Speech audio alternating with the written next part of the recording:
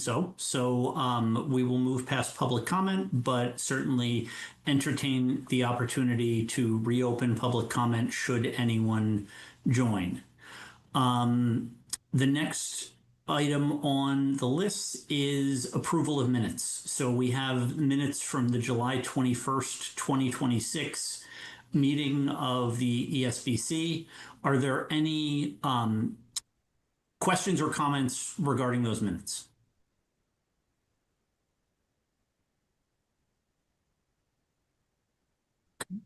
Hearing none, I would seek a motion to approve the minutes of July 21st, 2026. I think Mike tried to move, but you're on mute. So moved again, Mr. Chairman. Thank you. Is there a second? Second. Okay, I have a motion by Mike, a second by Jagroot, and we will go to roll call vote, starting with Mike. Yes, sir. Jagroot. Yes. Chris Masters. Yes. Bill. Yes. And I am a yes. So those minutes are approved. And next up, we have approval of the invoice package, which I should have been ready with, especially since I just signed it. Okay, invoices this month, we have 5 of them. We have an invoice from the Vertex companies in the amount of $132,823.50. An invoice from Perkins Eastman of $158,264.50. An invoice from Ty and Bond of $1,536.60. An invoice from J.H. Lynch & Sons Incorporated, $510,146.67. And finally, from Brake Builders Corporation, $4,887,841.04, bringing this month's the July invoice package to $5,690,612.31. Are there any questions or comments regarding the invoice package? Hearing none, I would seek a motion to approve this month's invoice package in the amount of $5,690,612.31. So moved. Second, Mr. Chairman. Okay, I have a motion by Bill, a second by Mike, and we will go roll call vote. Mike? Yes, sir. Jagroot? Yes. Chris Masters? Yes. Bill? Yes. And Tiffany has joined, so Tiffany? Yes. Okay, and I am a yes. So the invoice package is approved unanimously. But different count on that one. 6. Okay. Next, we are on to building updates. So Chris Kenny, I will turn it over to you for this section. Thanks, John. I'll go ahead and share my screen, go through our usual dashboard.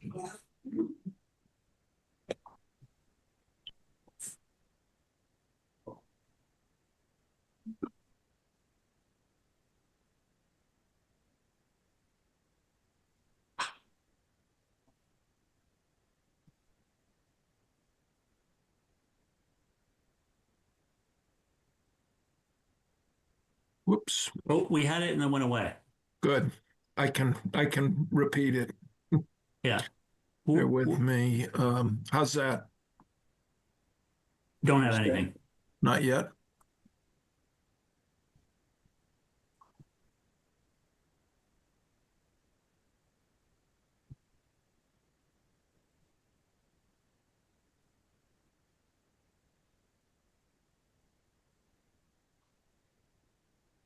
And now we've got it.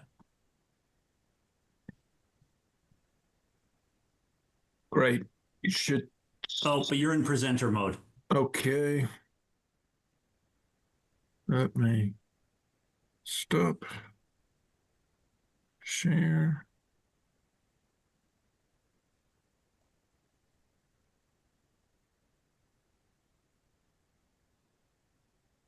Still. Oh, you're good now. Full screen. Great, perfect. Thank you for your patience. So No first problem. You're off, flying solo tonight, so Yeah. we're giving you a lot of room. I appreciate it.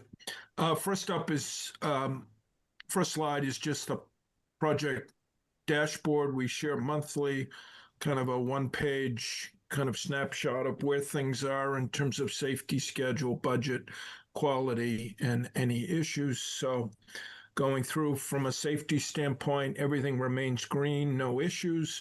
425 days with no lost time on the site, which is good. And that was as of Thursday of last week.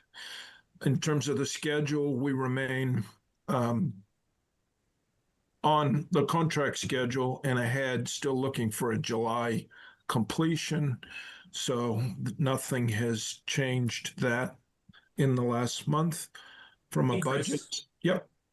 So question on this, just in terms of schedule tracking, now that we are, obviously the contract date is the contract date, but now that we're sort of tracking towards that July date with the district making some decisions around that, it might be helpful to add that to the dashboard just so that we know that we're still continuing to get there, because it feels like obviously it's not a contract issue, but if that slips, there's implications for the district.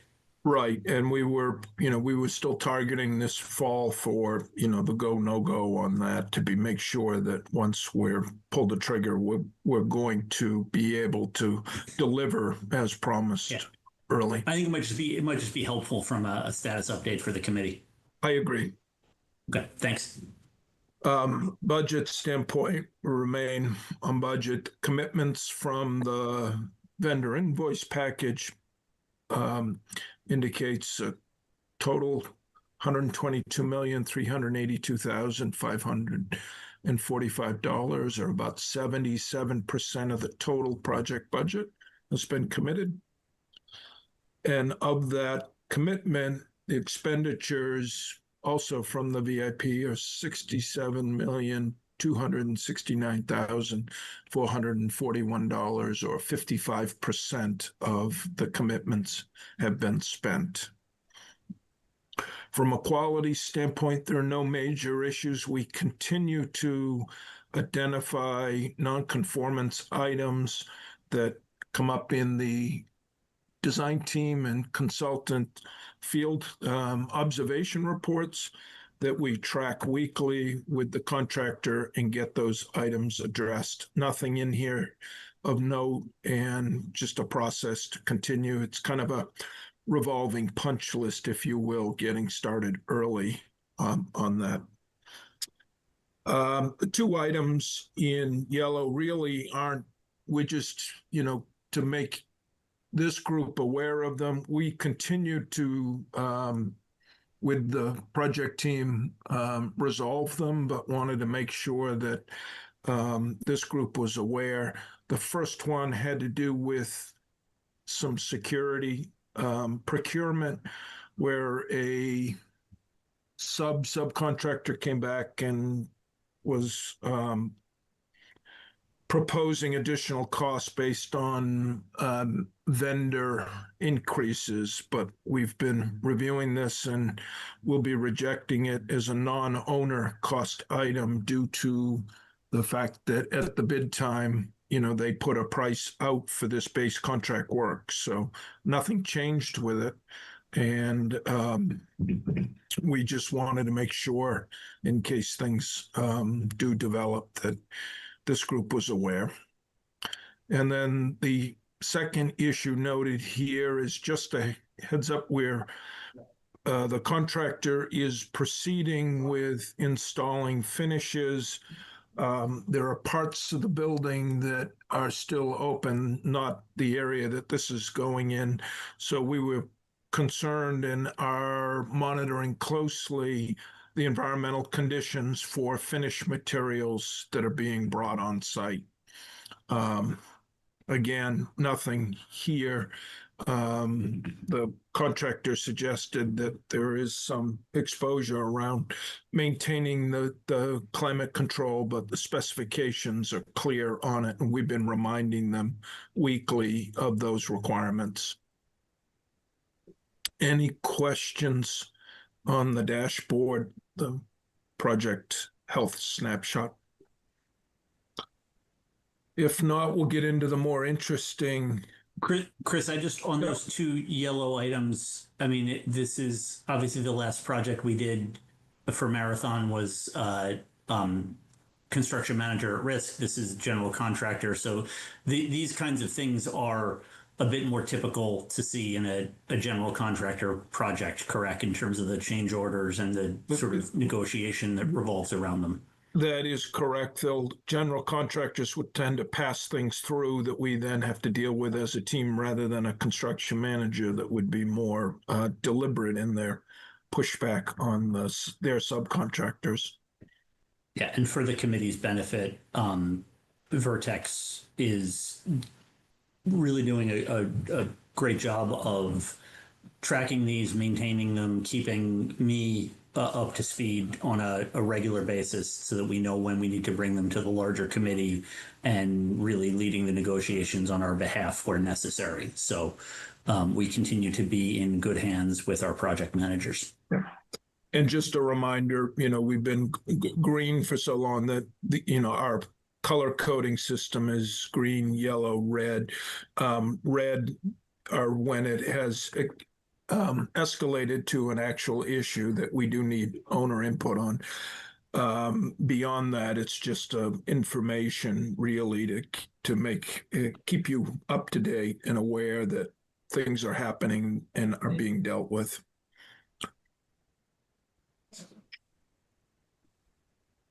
So in terms of construction, since last month, lots been going on. Infiltration System 3 has been excavated and installed. You see the far left images, that work going on, excavation.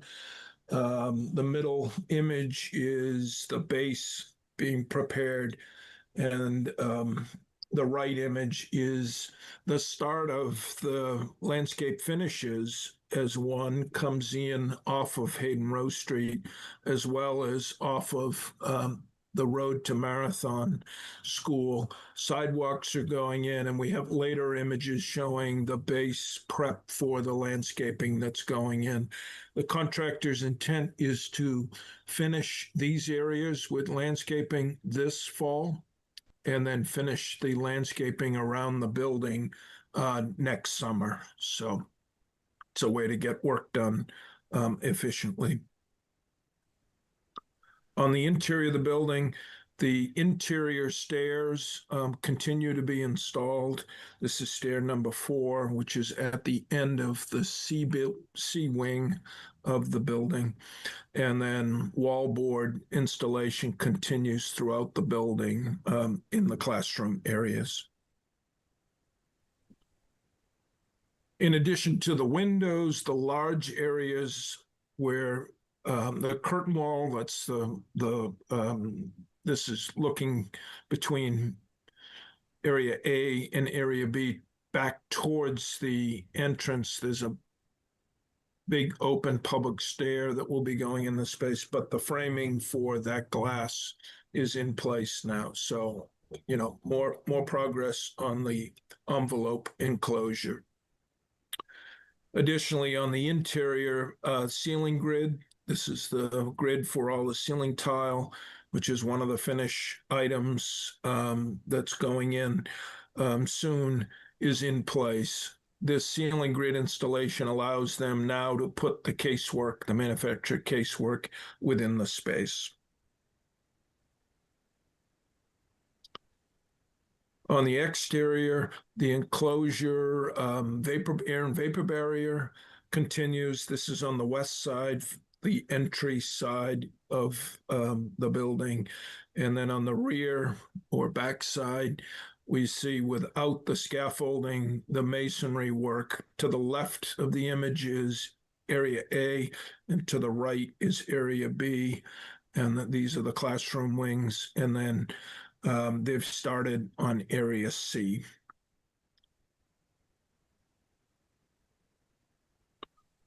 Additionally, the geothermal horizontal circuit piping has been extended from the geothermal well field all the way back to the foundation wall and is now complete in that foundation penetration and will be connected to a manifold on the inside of the building in the next week or two. Image to the right shows the equipment pad for the mechanical equipment that's going into that space, the pumps to receive the geothermal piping.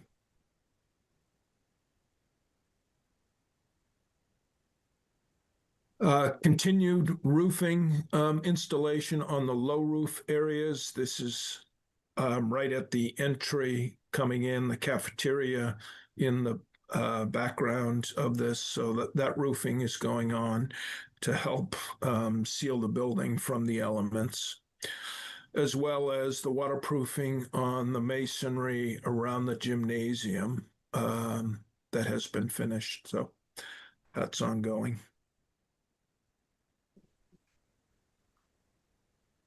As I mentioned earlier, the image to the left shows the curtain wall, but also the installation of that kind of monumental open public stair that you'll see right as you enter the lobby of the building. And then to the right is beginning the prep for the landscaping that's going in right at the entry between Hayden Row and the Marathon School. Masonry wash down, so after they finish installing it, they wash the bricks down, just shows the final view of it. And then the image to the right shows additional stormwater structures being installed. So it's a massive amount of stormwater storage and infiltration going on site. Progress this month is noted from the images, sidewalk placement along the entry drives, the curtain wall started, building area A. Window systems are continuing through area C, ceiling grid installation on the interior at area A2, and the install of stair number 1 that I showed in the last image. Next month, they'll continue installing the site drainage systems, installing the loam and landscaping at the entry roadways. The roofing will continue and wrap up at the lower roofs as well as the gymnasium. Stairs, interior stairs 5 and 6 will be installed, and the masonry veneer at area C will be completed. And then curtain walls will continue through area C and D. Any questions on schedule? In terms of a change order update, there were 10 PCOs, proposed cost change orders that were submitted were approved, a total of 90,381. We continue to work with the design team and the contractor to go through the monthly. Our next change order coming up in August will be change order 10, and we're working to identify those that are ready for approval. Hey, Chris, just a question on the change orders. Where are we in the cycle typically of where you would see an uptick, or is there such a thing? No, not typically. I mean, you know, the design team has done a good job to make sure the design itself was well vetted. So there aren't scope changes occurring. A lot of the major elements with unforeseen conditions would have come up by now. You know, the finishes are fairly straightforward, as all the other work is in place and has been verified and checked. So there shouldn't be any major unforeseen changes that, minor coordination things might result in some changes. This number here, we're tracking currently another 523,000 roughly of changes that have been kind of identified or estimated. And that's 10% of the remaining change order or construction contingency total. I guess that was my point. It seems that we're doing very well in the contingency bucket here. And I'm curious if that was a bit of a fluke because of the timing of things, but it sounds like things are going very well in that area. Thank you. Yeah. Yep. And, I know it's not 100% value, but we're 55% through the building, and we're only 10% through the contingency. So I know it doesn't correlate exactly, but it's helpful. If we were flipped, and I'd be nervous that we would somehow be stretched, but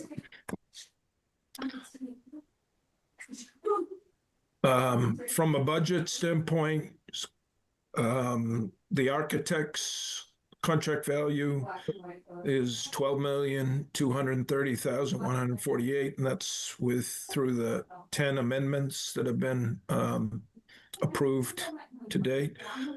As John mentioned, their expenditures this month were $158,265. And to date, they've spent about 78% of their total contract value at $9,542,263. For Vertex, contract currently is $4,948,845. We've had 6 contract amendments to date. Expenditures this month were $132,824, and expenditures to date $2,521,216. About 51% of our total contract value has been expended. Moving on to the contractor, we have 2 contractors. The first one is the building, which is Brake. Starting at $102,270,000 with 9 change orders approved to date for a total of $1,011,387, bringing their total current contract value to $103,281,387, for which they have billed less the retainage $53,605,462, or about 52% of that total. And lastly, we have Lynch on the roadway contractor.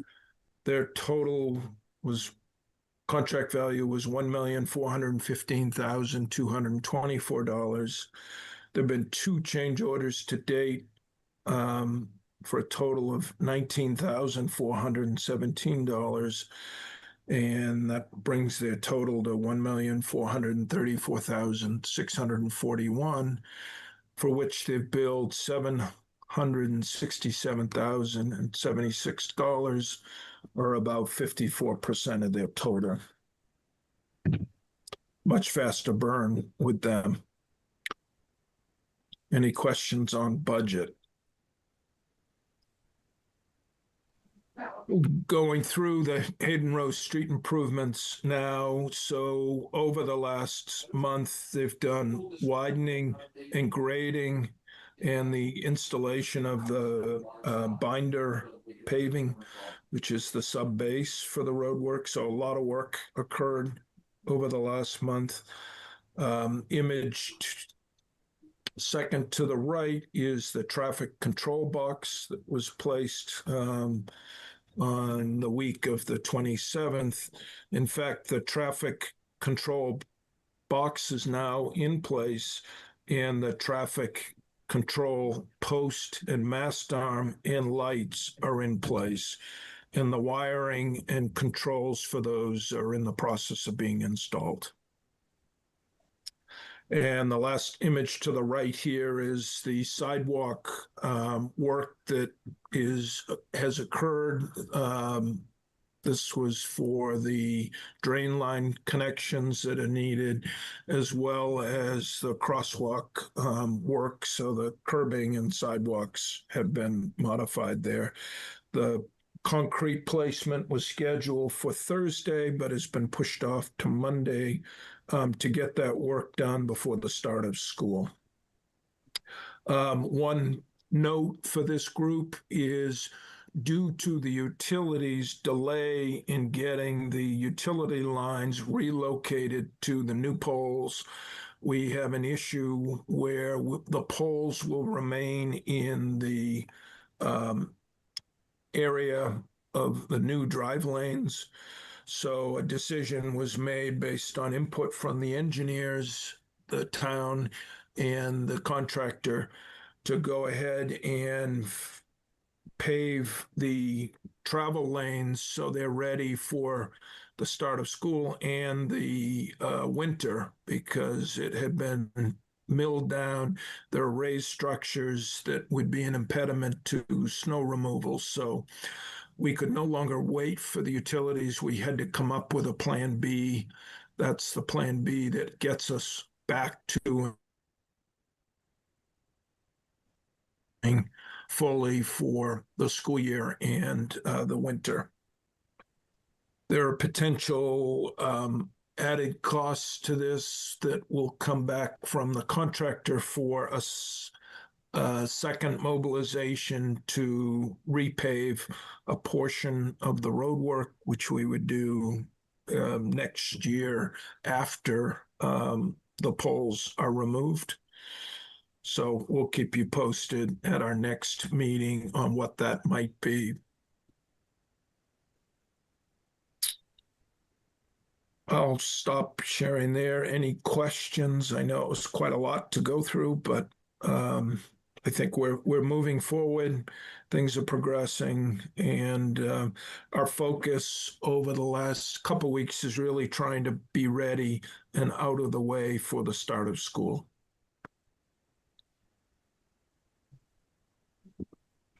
Any questions from the committee?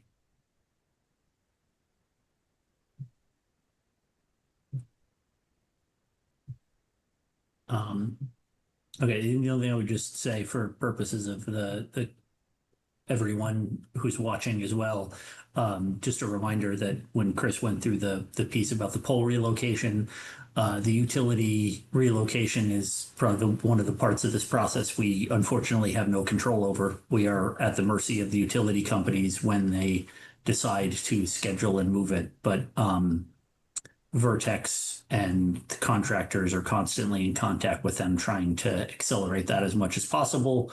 But that is, again, one place where we just do not have control as a project team. Okay, well, that is the end of our agenda. Does anyone have any other questions or business for today's meeting? Then hearing none, I would seek a motion to adjourn. So moved. Second? Mr. Chairman. Okay, I have a motion by Jagroot, second by Mike. So a roll call vote. Mike? Yes, sir. Jagroot? Yes. Chris Masters? Yes. Bill? Yes. Tiffany? Yes. 21 Glen. And I am a yes. So we are adjourned at 6:32 p.m. As always, thank you to HCAM for recording and broadcasting this. And thank you, everyone, and have a good night. Have a good night. Thank Have you. a good night. Thank you. If Record